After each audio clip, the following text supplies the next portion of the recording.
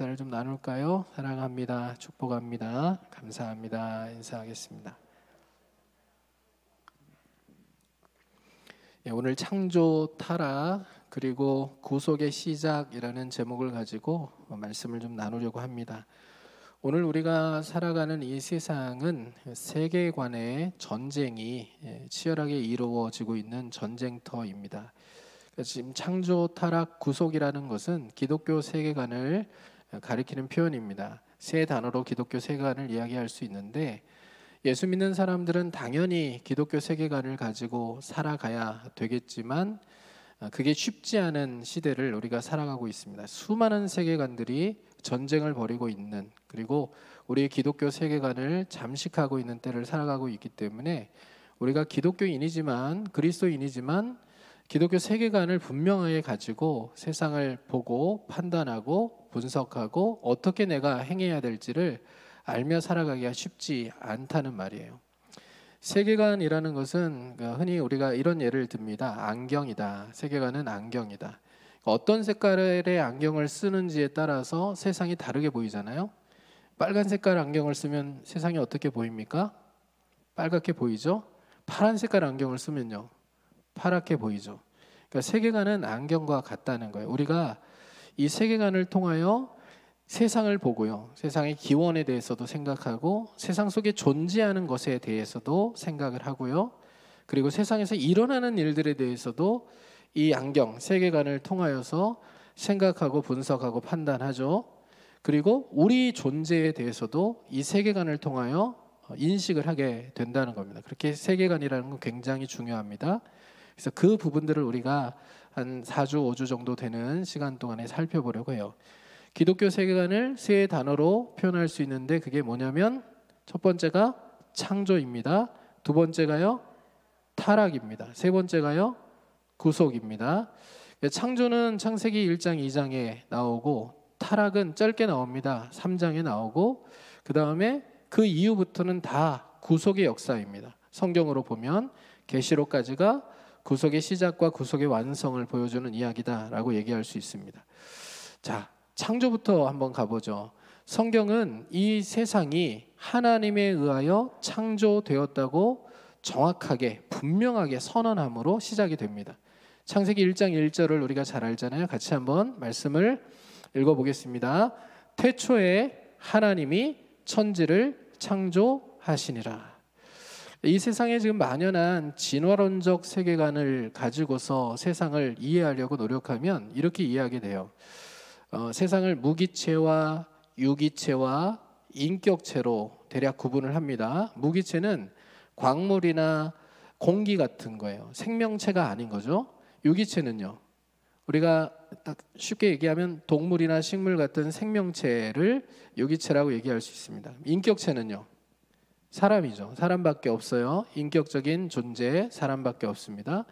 자, 무기체가 어떻게 생겼다고 진화론적 세계관은 이야기를 할까요? 무에서 유가 나온 것을, 이걸 설명할 방법이 없으니까 우연히 자연 발생적으로 무기체가 생겼다고 설명을 합니다. 그럼 무기체에서 유기체는 어떻게 생겨나게 되었을까요? 무생물이 생물이 된 거예요. 어떻게 되었을까요? 시간이 지나면서 점차 진화하고 발달하여서 무생물이 생물이 된 거예요. 생물의 가장 저등 상태인 아메바 같은 그런 생명체가 나왔고, 그 아메바가 시간이 지나면서 몇백만 년씩 지나면서 발달하고 진화하여서 지금의 코끼리도 되고 사자도 되고 호랑이도 되었다라고 표현하는 겁니다. 그리고 인격체를 설명할 방법이 없으니까 원숭이가 사람이 됐다라고 표현하는 거예요. 여러분 동의가 되셔요? 설명이 잘 안 돼요. 논리적으로 받아들이기가 쉽지 않고요. 저는 가장 분노했던 게 내 조상이 원숭이라니, 이 사실이었거든요. 말이 안 되는 거잖아요. 근데 하나님에 의한 창조는 명확합니다. 세상의 기원은 창조주로부터 시작이 되었다. 세상은 창조주에 의해서 창조되었다. 무기체는 무기체로, 유기체는 유기체로, 사람은 사람으로, 인격체는 인격체로 창조되었다라고 명확히 선언하는 거예요. 하나님이 천지를 창조하셨다라는 표현은, 천지는 유대인들의 사고에는 우주를 의미합니다. 우주, 하나님이 우주 모든 만물을 창조하셨어요. 그 중에 지구도 있죠. 또 지구의 생명체가 살아가게 하기 위해서 하나님이 해와 달과 별들을 만드셨죠. 지구 안에 있는 공기를 만드셨고 또 산도 만드셨고 바다도 만드셨죠. 믿으십니까? 이게 우리 신앙의 출발점이라는 거예요. 하나님이 그 존재를 각기 그 존재 그대로 창조하셨다라는 얘기입니다. 자, 무생물에서 생물로 진화한 것이 아니라 하나님이 모든 생물을 그 종류대로 창조하셨다라고 성경은 말씀합니다. 창세기 1장 21절 말씀을 한번 읽어볼게요. 같이 읽습니다. 하나님이 큰 바다 짐승들과 물에서 번성하여 움직이는 모든 생물을 그 종류대로, 날개 있는 모든 새를 그 종류대로 창조하시니 하나님이 보시기에 좋았더라. 아메바에 의해서 뭐 원숭이도 되고 사람도 되고 막 이런 게 아니고, 또 물고기도 되고 새도 되고 그런 게 아니고, 하나님이 그 모든 생명체를 종류대로, 물고기의 여러 종류, 새들의 여러 종류, 또 짐승들의 여러 종류대로 하나님이 창조하셨다라고 분명하게 말씀하고 있다는 거예요. 자, 그러면 이 창조론에 근거하면 닭이 먼저입니까? 달걀이 먼저입니까? 한 번도 생각하지 않은 질문을 갑자기 던졌나요? 하나님이 창조하셨잖아요. 창조에 의하면 닭이 먼저입니까? 달걀이 먼저입니까? 닭이 먼저잖아요. 그렇죠? 하나님이 그 종류를 먼저 만드셨고 그 종족이 번식하게 하기 위해서 종족 번식의 방법으로 알을 낳게 하신 거잖아요. 그러니까 우리가 생명체들이 하나님에 의하여 각 종류대로 원래부터 창조되었다라는 것을 아는 게 중요하고, 그 다음에는요, 원숭이가 인격체가 된 게 아니라, 사람이 된 게 아니라 하나님이 사람도 역시 창조하셨는데, 사람의 창조에는 굉장히 특별한 게 있죠. 그 특별한 게 뭡니까? 하나님의 형상대로 창조하셨다라는 겁니다. 창세기 1장 27절의 말씀이에요. 같이 한번 읽어보겠습니다. 하나님이 자기 형상 곧 하나님의 형상대로 사람을 창조하시되 남자와 여자를 창조하시고, 지구상의 모든 피조물들 가운데 유일하게 하나님의 형상으로 창조된 피조물이 인간이에요. 하나님의 형상으로 창조되었다라는 게 도대체 뭘 의미하는 걸까요? 학자들이 굉장히 오랜 세월 논의를 해요. 그런데 쉽게 우리가 이해하자고요. 하나님의 형상으로 창조되었다라는 것은 우리가 하나님을 닮은 존재로 창조되었다라는 얘기예요. 하나님의 닮은 꼴로 창조되었다는 거예요. 여러분, 하나님 보고 싶으시죠? 하나님 보고 싶으시죠? 하나님 만나고 싶으시죠? 옆에 계신 분들 얼굴 한번 보세요. 이렇게 한번 보세요.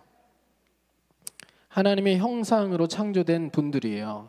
우리가 그래서 형제의 모습 속에 보이는, 자매의 모습 속에 보이는 하나님 형상 아는가 찬양도 부르잖아요. 그러니까 우리가 하나님의 형상으로 창조되었다, 하나님의 닮은 꼴로 창조되었다라는 것은 하나님의 특성을 공유한 존재로, 하나님과 유일하게 인격적인 교제를 나눌 수 있는 존재로 창조되었다는 것을 의미해요. 세 가지로 나눠볼 수 있는데, 첫 번째가 공동체성을 가지고 태어난 거예요. 우리는 나로 존재하는 존재가 아니라 우리로 존재해야 행복한 존재로 창조되었어요. 하나님이 이 태초부터 삼위일체 하나님으로 존재하시면서 창조의 역사를 같이 하셨거든요. 그리고 종말 때까지 삼위일체 하나님은 온전한 연합을 이루시고 우리로 존재하시거든요. 그 우리로 존재하시는 하나님의 특성이 우리 사람의 창조에 반영이 되어서 우리는 우리로 존재할 때 행복한 공동체를 이룰 수 있는 그런 존재적 특성을 가지고 태어났다는 겁니다. 사람도 아담이 혼자 사는 것이, 독처하는 것이 하나님 좋지 않다고 생각하셔서 여자를 창조하시고 우리로 거하게 하셨잖아요. 두 번째 특성이 하나님의 성품을 우리가 가진 존재로 창조되었다는 거예요. 하나님의 성품, 지정의를 가지고, 인격을 가지고 하나님과 온전하게 교제를 누리고 교통할 수 있는 유일한 존재로 우리가 창조되었다는 겁니다. 세 번째 특성은 하나님의 능력을 우리가 가진 자로 창조되었다는 거예요. 분석력을 가지고, 지혜를 가지고 하나님이 맡겨주시는 자연 만물을 다스리는 권세를 가진 존재로 우리가 태어났다는 거예요. 자, 세 가지 좀 더 깊이 설명하면 시간이 많이 가기 때문에 이렇게 좀 이해를 하세요. 공동체성을 가지고, 또 하나님의 성품을 가지고, 세 번째 뭐라고요? 하나님의 능력을 가진 존재로 창조되었어요. 자, 그러면 창조주인 하나님과 창조주 하나님의 닮은 꼴인 피조물인 인간 사이에 구분점이 있어야 되잖아요. 인간이 하나님 버금가는 권위를 가지고 세상을 다스리거든요. 하나님께 맡은 것이 동산 관리 아닙니까? 다스리는 거예요. 생육하고 번성하고 땅을 정복하고 다스리는 것이 하나님이 인간에게 주신 명령이잖아요. 그러니까 인간이 하나님과 같은 능력을 가졌고, 그리고 권능을 가졌고, 지혜를 가졌고, 성품을 가졌어요. 하나님의 닮은 꼴이에요. 자, 그러면 창조주 하나님과 피조물인 인간 사이에 구분점이 있어야 되잖아요. 하나님께서 인간에게 유일하게 금지하신 명령이 그 경계선을 그어주는 명령입니다. 어떤 명령을 주셨습니까? 유일한 금지 명령이 무엇입니까? 동산 중앙에 있는 선악을 알게 하는 나무의 열매는 따먹지 말라라는 것입니다. 창세기 2장 16절과 17절 말씀이에요. 같이 한번 읽어보겠습니다. 여호와 하나님이 그 사람에게 명하여 이르시되 동산 각종 나무의 열매는 내가 임으로 먹되 선악을 알게 하는 나무의 열매는 먹지 말라. 내가 먹는 날에는 반드시 죽으리라 하시니라. 분명한 금지 명령이죠. 이 명령을 하나님이 왜 주셨느냐? 인간이 동산 중앙에 있는 선악을 알게 하는 나무를 이렇게 바라보고 지나다닐 때마다 자기 존재를 분명히 인식하게 하기 위한 의도였어요. 인간이 하나님에 의하여 창조되었고, 하나님은 창조주이시고, 피조물이지만 하나님의 형상을 가지고 살아가는 인간이 능력이 많고 무엇이든 할 수 있는 존재로 지금 세상을 살아가지만, 그러나 피조물에 불과하다. 너희는 피조물이다 라는 것을 생각하고, 피조물인 인간은 하나님에 의하여 창조되었으니 하나님께 순종하고 하나님과 온전한 관계를 맺을 때만이 행복할 수 있다는 것을 잊지 않게 하시려고 경계선을 그어주신 거예요. 너 그래도 피조물이야. 네가 지금 많은 권한을 가지고 있고 무엇이든 할 수 있다고 네가 하나님이라고 생각하지는 마. 너는 창조주는 아니야. 창조주인 나와 더불어 관계를 누리며 그 안에서 행복을 누릴 수 있는 나의 형상으로 닮은 꼴로 지음받은 피조물이야. 이 명확한 경계선을 하나님이 그어주시려고 하신 거예요. 근데 인간이 어떻게 했어요? 이 경계선을 넘어서죠. 왜 넘어섭니까?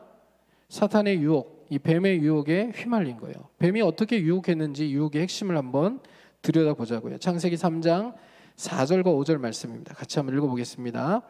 뱀이 여자에게 이르되 너희가 결코 죽지 아니하리라. 너희가 그것을 먹는 날에는 너희 눈이 밝아져 하나님과 같이 되어 선악을 알 줄 하나님이 아심이니라. 뱀이 하는 말이 뭡니까? 너희가 결코 죽지 아니하리라. 하나님 뭐라고 말씀하셨죠? 너희가 반드시 죽으리라. 뱀은 죽지 않는다. 지금 하나님이 너희들에게 거짓말하신 거야 라고 얘기하는 거예요. 거짓말하신 거예요. 하나님 거짓말하신 거예요. 너희가 그 나무 열매를 따먹으면 너희 눈이 밝아져서 선악을 아는 일에 하나님과 같이 될 수 있어. 그걸 하나님이 아시고 너희들에게 그거 먹으면 죽는다고 거짓말하신 거야 라고 하나님의 선하심과 하나님의 사랑에 대해서 의심하도록 만든 거죠.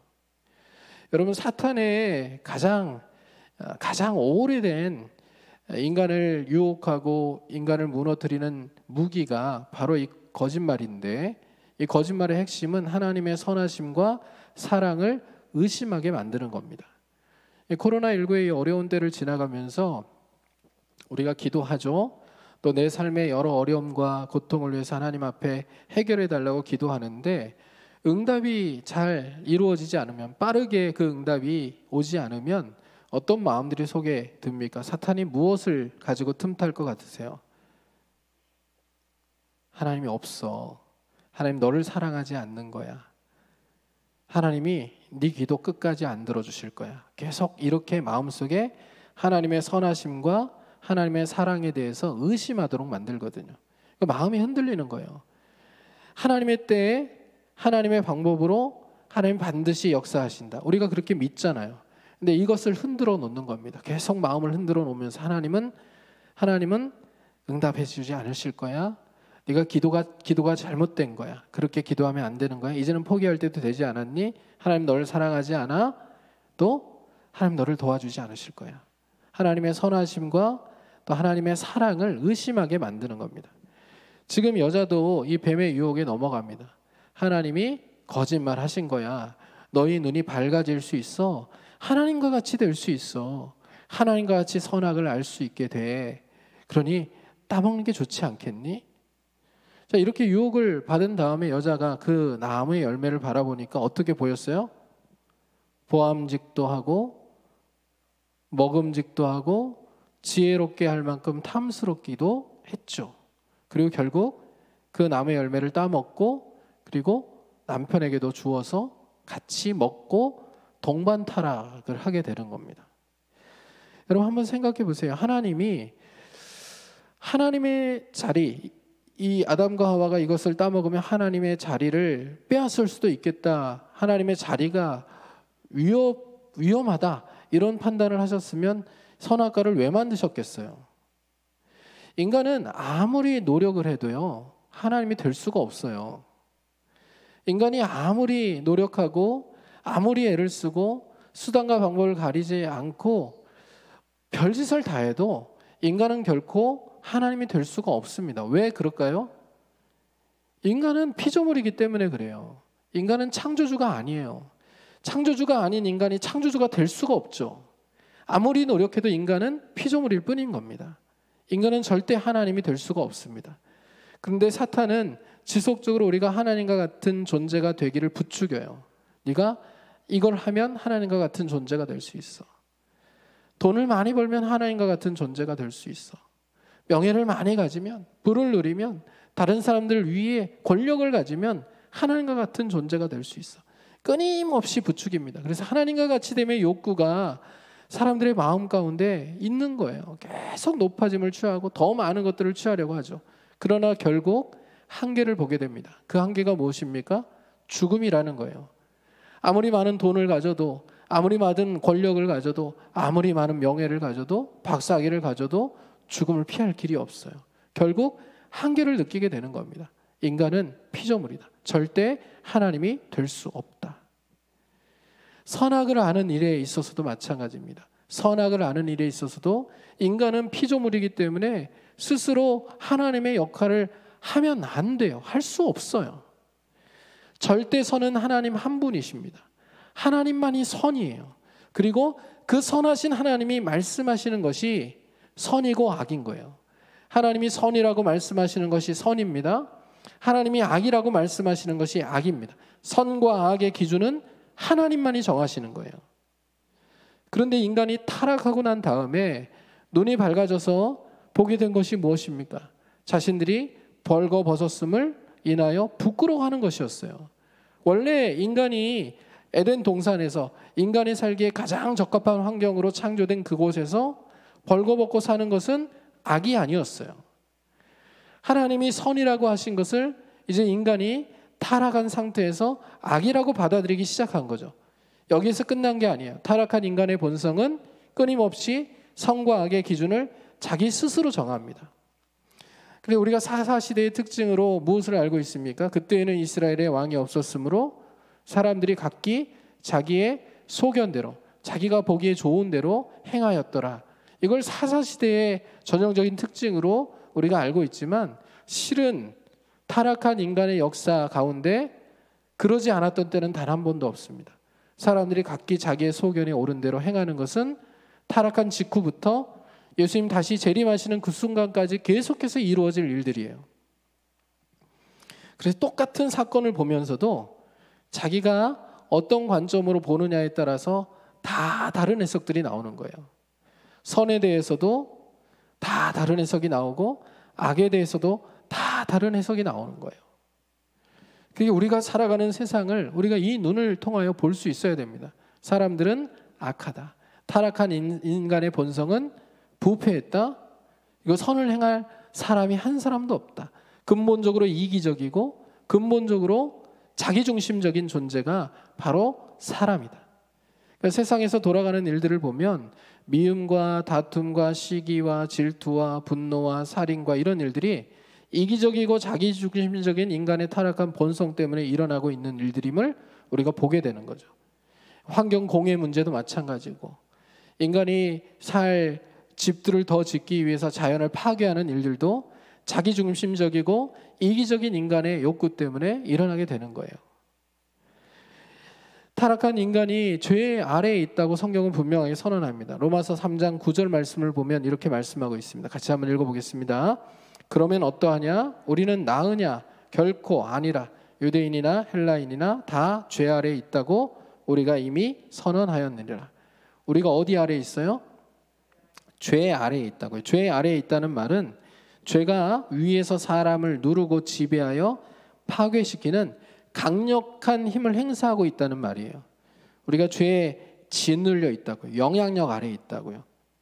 그렇기 때문에 우리는 이 땅을 살아가면서 죄를 짓지 않고 살아갈 수가 없습니다. 그러니까 타락한 본성을 가지고는 알고도 죄를 짓고 모르고도 죄를 지을 수밖에 없다는 거예요. 여기 모인 단 한 사람도 예외 없이 죄인입니다. 고백하십니까? 인정하세요? 우리의 은혜가 필요한 거예요. 죄 아래에 있는 인생은 하나님의 은혜 아니면 살 수가 없는 인생인 거예요. 죄로부터 우리는 결코 자유로울 수가 없습니다. 죄 아래에 있는 인간의 모습이 어떻게 삶을 살아가는지 로마서 3장 10절에서 18절까지 이어져 가요. 같이 한번 읽어봅니다. 기록된 바 의인은 없나니 하나도 없으며. 의인은 있다고요? 없다고요? 없다고요. 죄 안 짓는 사람 없고 죄성을 가지지 않고 태어나는 인간이 한 사람도 없다고요. 깨닫는 자도 없고 하나님을 찾는 자도 없고 다 치우쳐 함께 무익하게 되고 선을 행하는 자는 없나니 하나도 없도다. 그들의 목구멍은 열린 무덤이요 혀로는 속임을 일삼으며 그 입술에는 독사의 독이 있고 그 입에는 저주와 악독이 가득하고 그 발은 피 흘리는데 빠른지라 파멸과 고생이 그 길에 있어 평강의 길을 알지 못하였고 그들의 눈앞에 하나님을 두려워함이 없느니라 함과 같으니라. 결국 하나님께 불순종하고 또 하나님을 대적하는 존재로 사람들은 세상을 살아갈 수밖에 없다는 거예요. 여러분, 오늘 우리가 살아가는 이 시대의 상황에서도 또 교회 공동체 안에서도 이런 죄악된 인간의 본성이 두드러지게 드러나는 것을 우리는 늘 보며 살아가고 있거든요. 세상보다는 좀 덜한다고 해도 똑같은 일들이나 상황을 보면서 내가 하나님의 은혜를 입었으니 하나님의 은혜를 입은 자로서 그 눈을 가지고 세상을 보겠다. 선한 눈을 가지고 세상을 바라보고 사람들을 바라보고 판단하겠다가 아니라 꼭 이렇게 꼬아서 보고 부정적으로 보고 또 죄된 본성에 근거해서 자기중심적으로 편협하게 세상을 보고 사람들을 보는 그런 경향들이 얼마나 많은지 우리 너무나도 잘 압니다. 이거는 은혜를 모르는 사람들이 이렇게 살아가는 거예요. 이렇게 죄로 인하여 이기적이고 자기중심적인 인간, 이 인간들을 하나님은 멸하셔야 되는데 멸하지 않고 지속적인 은혜를 베풀어 주셔요. 예수 그리스도로 하여 우리를 구원하셨을 뿐만 아니라 오늘도 살아가는 데 필요한 은혜를 공급하시면서 오늘을 살게 하시는 분이 하나님이시라는 것을 안다면 그렇게 살아가면 안 되는 거죠. 그러니까 성탄의 계절에 우리가 깊이 마음에 새겨야 되는 것은 하나님의 사랑입니다. 우리를 사랑하셔서 아들까지도 이 땅에 보내시고 또 하늘 보좌를 버리시고 이 땅에 오셔서 우리에게 생명을 내어주신 예수 그리스도의 사랑으로 우리가 세상을 보고 이웃들을 보고 또 주변의 사람들을 보고 또 하나님의 사랑으로 대하는 거, 이걸 가슴에 새겨야 성탄의 의미가 제대로 살아나는 거예요. 여러분, 지금 우리가 얼마나 많은 은혜를 누리며 살아가고 있는지 한번 잠깐 생각해 보시자고. 우리가 코로나로 인하여 비록 힘든 시간들을 지나가고 있지만 코로나보다 하나님이 정말 더 무서운 병을 이 세상에 보내셨다면 인간 전체가 다 죽고 멸망할 수 있겠죠. 세상이 전파력도 훨씬 더 세고 그리고 걸리면 몇 초 안에 죽는 그런 병을 하나님이 만드실 수 있잖아요. 창조주신데. 그런데 하나님은 그렇게 세상을 두고 계시진 않아요. 또 한번 보세요. 얼마 전에 나사에서 재밌는 실험을 한다고 뉴스가 나왔어요. 그 실험의 제목이 이겁니다. 소행성 충돌로부터 지구를 구하라 라는 거거든요. 여러분, 지구 주변, 지구에 근접해서 지구 주변을 도는 소행성들이 27,000개 정도 된다고 해요. 그런데 2015년 이후에는 1,500개씩 매년 발견이 된대요. 그러니까 27,000개가 있는데 한 40% 정도나 발견을 했을까? 다 발견하지 못했다고 해요. 매년 1,500개씩 더 생겨난다 그러거든요. 발견된다고. 근데 이 소행성이 그렇게 많이 지구 주변에 근접해서 다니는데 이 소행성이 지구에 충돌하면 어떻게 될까요? 지름 300m 정도 되는 소행성이 지구에 충돌하게 되면 대륙이 사라질 수 있대요. 대륙에 영향을 끼친대요. 그리고 지름 1km 정도 되는 그 소행성이 지구에 충돌하게 되면 세계 전체에 영향을 끼친대요. 과학자들이 공룡이 멸종한 것에 대하여 연구하면서 내놓는 가장 유력한 학설 중에 하나가 소행성 충돌설이거든요. 지름이 한 10km 정도 되는 소행성이 지구에 충돌했을 가능성을 얘기해요. 그래서 지구에 대변화가 일어나고 그리고 공룡이 멸종되게 되었을 것이다 라고 추론하는 거거든요. 근데 그 많은 소행성들이 지구에 충돌하면 분명히 위험할 거예요. 그래서 소행성의 지구 충돌을 막는 실험을 지금 나사에서 하고 있는 거 아닙니까? 근데 우리는 어떻게 압니까? 하나님이 이 세상을 정말 멸망시키려고 작정하신다면, 인간을 은혜로 보존하지 않으신다면 소행성 한 개가 아니라 소행성 전체가 다 지구를 덮칠 수도 있다는 것을 생각할 수 있어야 되는 거 아니에요? 그러나 지구를 다 베껴가죠. 지구에서 관측을 하면 별똥별로 보이고 별들로 보이는 아름답고 인간을 위해서 하나님이 달아두신 장식품처럼 우리가 생각하면서 그 별들을 봐요. 이게 충돌하면 지구가 멸망하면 어떻게 하지? 이런 걱정을 가지고 보지는 않는다고요. 태양과 지구와의 거리도 마찬가지예요. 태양과 지구와의 거리가 1억 5천만 킬로미터 정도 떨어져 있다고 해요. 그런데 과학자들이 계속해서 토론합니다. 태양의 거리가 조금만 가까워지거나 멀어지면 어떻게 될까?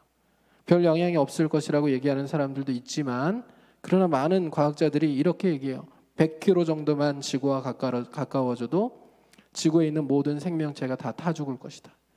100km 정도만 더 멀어져도 지구 전체가 빙하시대로 돌아가게 되거나 다 얼어 죽을 수 있다. 지금 태양과 지구와의 거리가 적정 거리를 계속 유지하면서 우리가 태양을 통하여 빛을 공급받고 지금 이 지구에서 안전하게 살고 있는 거예요.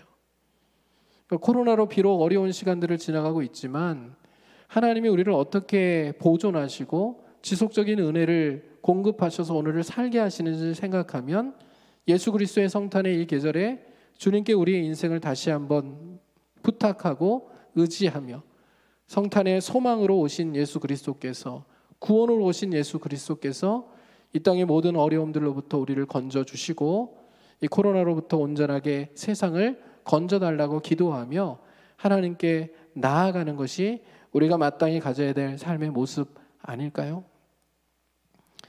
예수님을 믿는 하나님의 사람들인 우리 모두가 하나님의 사랑 때문에 내가 오늘을 살고 있다.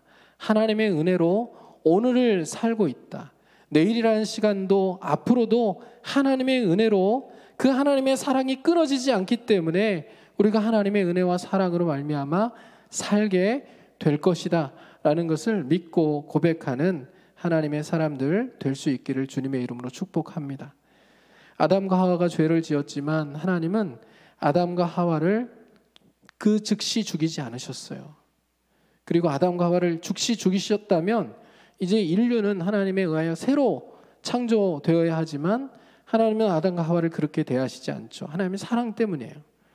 하나님이 아담과 하와를 그저 피조물 중에 하나, 짐승들 중에 하나로 대하신 게 아니라 아들, 딸로 대하셨기 때문에 자기 사랑하는 아들, 딸이 죄를 지었다고 죽일 수 없어서 기회를 주시는 거죠. 다시 아담의 후손들이 죄를 짓고 어떻게 살아갈지 아셨지만 그럼에도 불구하고 하나님은 아픈 마음을 가지고 그들이 잘 살게 되기를, 회복하게 되기를, 하나님과의 관계 안에서 서게 되기를 바라시면서 벌은 주시지만 죽지 않게 하신 거예요.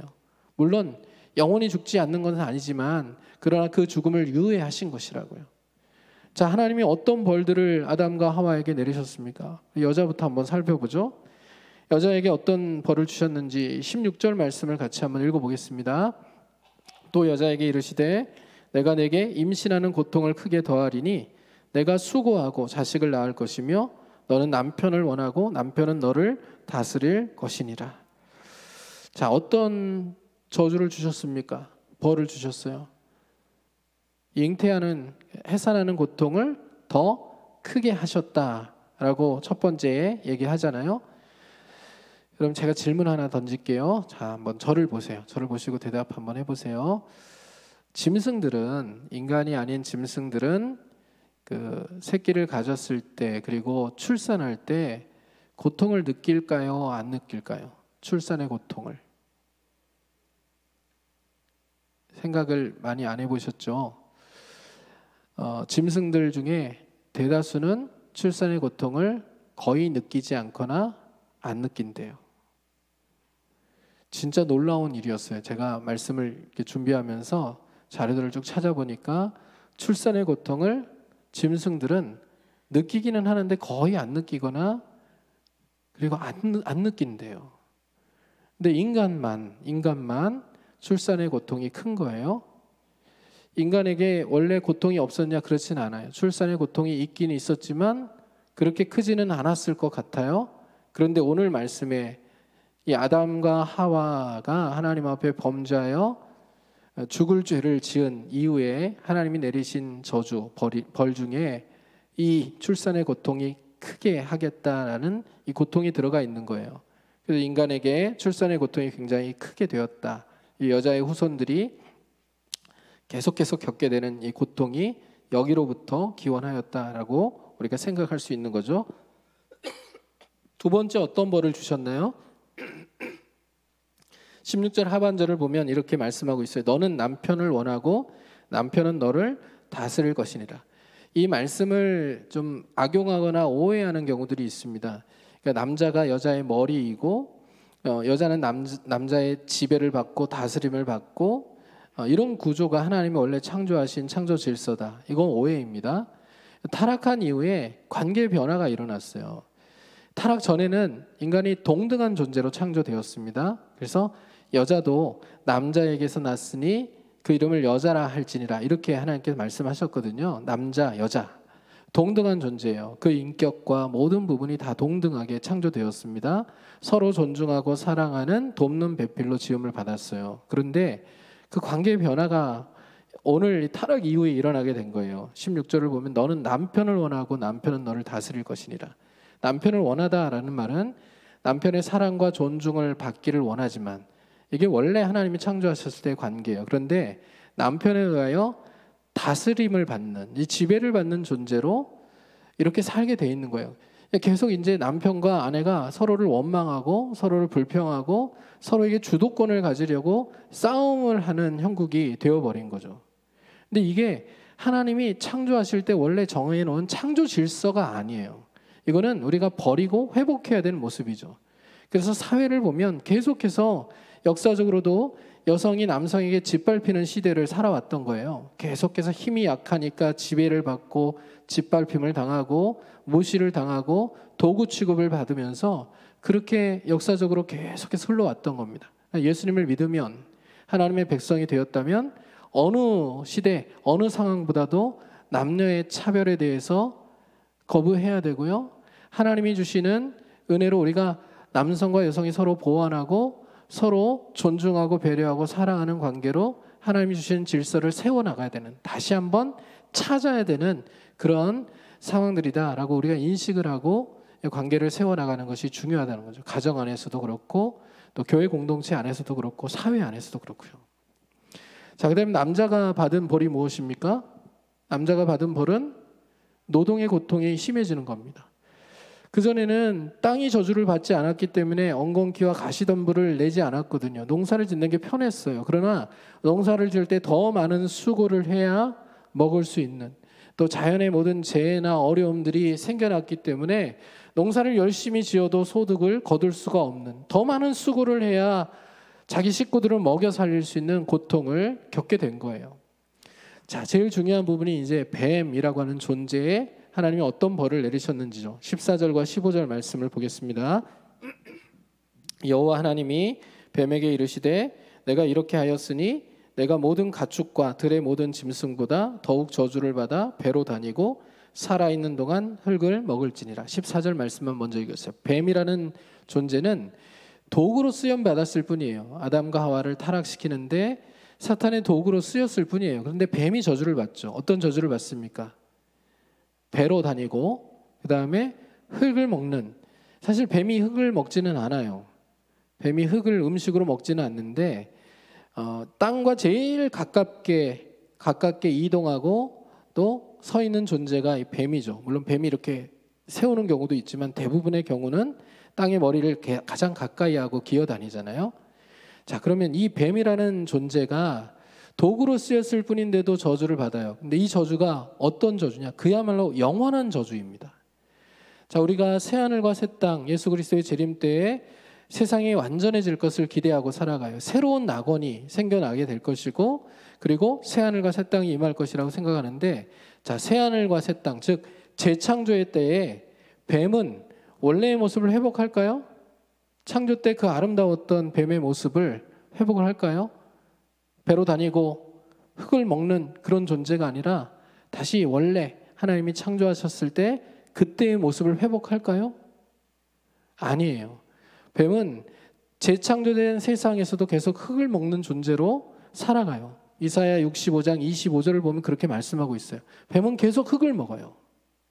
영원한 저주를 받은 겁니다. 그러니까 우리가 기억해야 될 것은요, 내가 악을 의도적으로 행하지 않았다고 할지라도 악에 의하여 도구로 쓰임받는 것조차 얼마나 하나님이 무섭게 책망하시고 징계하시는지에 대한 경계를 가지고 살아야 되는 거예요. 사람들의 말이나 또 어떤 기독교 세계관이 아닌 다른 세계관에 의하여 내가 영향을 받고 내가 무의식 중에라도 내가 그 도구로 쓰임받았을 때 이 죄에 대해서 하나님이 그냥 간과하지 않으시고 무섭게 책망하실 수 있다는 것을 생각하면서 우리가 언행심사를 하나님 앞에 다 세우기 위해서 몸부림치는 존재로 살아갈 수 있어야 된다는 겁니다. 자, 뱀은 이렇게 저주를 받고요. 뱀을 통하여 역사한 사탄은 이제 여자의 후손과 어떤 관계를 형성하게 될까요? 지속적인 원수 관계입니다. 예수 그리스도의 재림의 날까지 끝까지 원수 관계를 이루고 살게 될 거예요. 15절 말씀이에요. 같이 한번 읽습니다. 내가 너로 여자와 원수가 되게 하고 내 후손도 여자의 후손과 원수가 되게 하리니 여자의 후손은 내 머리를 상하게 할 것이요 너는 그의 발꿈치를 상하게 할 것이니라 하시고. 자, 여자의 후손은 예수 그리스도를 의미하는 겁니다. 메시아를 의미하는 거예요. 이 뱀의 후손들은 이 아담과 타락 이후로 지속적으로 세상에서 활동할 것이고 하나님 나라의 백성들이 그것에 맞서서 싸울 거예요. 그러니까 뱀의 후손과 여자의 후손들의 전쟁은 끊임없이 이루어지게 될 것인데 결국 메시아가 이 땅에 와서 뱀의 머리에 일격을 가함으로 이 싸움을 종결지을 날이 온다는 거죠. 그래서 이 창세기 3장 15절의 말씀을 원시복음이라고 얘기하고 예언이라고 얘기하는 겁니다. 누구를 예언하는 거예요? 오실 메시아 예수 그리스도를 예언하는 겁니다. 그 예수 그리스도께서 이 땅에 오셔서 십자가에 달려 죽으신 그 사건이 뱀의 머리에 일격을 가하는 사건이고 지금 이 싸움이 완전히 종결된 것이 아니라 오는 사자와 같이 두루 삼킬 자를 찾으며 이 땅에 믿는 자들까지도 유혹하여 그냥 믿음을 잃게 하고 낙심케 하려는 사탄의 그 영향 아래 아직은 있지만 예수 그리스도가 재림하실 그때에 모든 전쟁이 종결이 되고 완전한 승리를 얻게 될 것이다. 이렇게 성경은 창조부터 예수 그리스도의 재림까지의 그림들을 그려가고 있는 거예요. 자, 주님이 다시 오실 것에 대한 예언을 희미하지만 이 원시 복음 안에 하나님께서 담아두셨고요. 또 하나 하나님께서 보여주신 메시아의 그림자가 있습니다. 창세기 3장 21절을 보면 이렇게 말씀하고 있어요. 같이 한번 읽습니다. 여호와 하나님이 아담과 그의 아내를 위하여 가죽옷을 지어 입히시니라. 벌거벗음을 인하여서 무화과 나무 잎으로 치마를 만들어서 입었잖아요. 근데 완전하지 않죠. 그래서 하나님께서 생명을 희생시키셔서 가죽옷을 지어서 직접 아담과 하와의 부끄러움을 허물을 덮어주신 겁니다. 이것이 무엇을 얘기하는 겁니까? 예수 그리스도께서 이 땅에 오셔서 십자가에서 우리를 위하여 대신 죽으심으로 우리의 모든 죄와 허물을 덮어주시는 것. 예수 그리스도는 자기 아들의 생명을 희생해서 하나님께서 우리의 죄와 허물을 덮어주실 옷을 지어 입히시는 장면을 암시하고 있는, 예언하고 있는 장면이라고요. 여러분, 하나님은 우리의 죄와 허물들을 일일이 다 드러내시면서 시시때때로 벌을 주시고 우리를 영원한 저주 가운데 몰아넣으시는 분이 아니에요. 우리가 코로나19의 어려운 상황을 지나가고 있지만 만일 하나님이 우리를 벌하시려고 진짜로 마음을 먹으셨다면 우리는 1분 1초도 숨쉬며 살아갈 수 없을 거예요. 그런 하나님이 오늘도 예수 그리스도의 그 십자가 보혈로 우리의 죄와 허물을 씻어주시고 용서하시고 날마다 우리에게 은혜를 베풀어 주셔서 하나님의 은혜로 살게 하시는 거죠. 성탄의 계절에 우리가 그 주님을 다시 한번 바라볼 수 있기를 바라고 우리의 모든 죄와 허물을 덮으시는 하나님의 사랑을 생각할 수 있기를 바라고 그 사랑에 기대어서 우리의 연약한 삶의 상황들을 하나님께 맡기고 하나님의 일하심을 기대하면서 우리의 삶을 세워갈 수 있게 되기를 주님의 이름으로 축복합니다. 이렇게 한번 따라해 보시죠. 나는 부족하지만 하나님 나를 버리지 않으신다. 내가 연약해도 죄와 허물이 많아도 그것 때문에 오히려 예수님을 이 땅에 보내셔서 나를 위해 죽게 하셨다. 믿으십니까? 우리가 이 믿음 가지고 우리 인생을 살아가는 거예요. 내가 부족하고 연약하지만 주님은 나를 사랑하신다. 나를 위하여 주님이 오셨고 그것은 2000년 전에 오신 사건으로 끝난 게 아니라 지금도 주님은 매일 나를 찾아오시고 내 속에서 내주하시며 나와 동행하셔서 하나님의 은혜로 오늘을 살게 하시는 분이시다라는 것을 생각하고 우리의 모든 소망을 다시 하나님께 두며 일어서는 그리고 힘을 내는 하나님의 백성들 될 수 있기를 주님의 이름으로 축복합니다. 같이 오늘 말씀 생각하면서 오직 예수뿐이네 같이 찬양 부르시고 기도하겠습니다.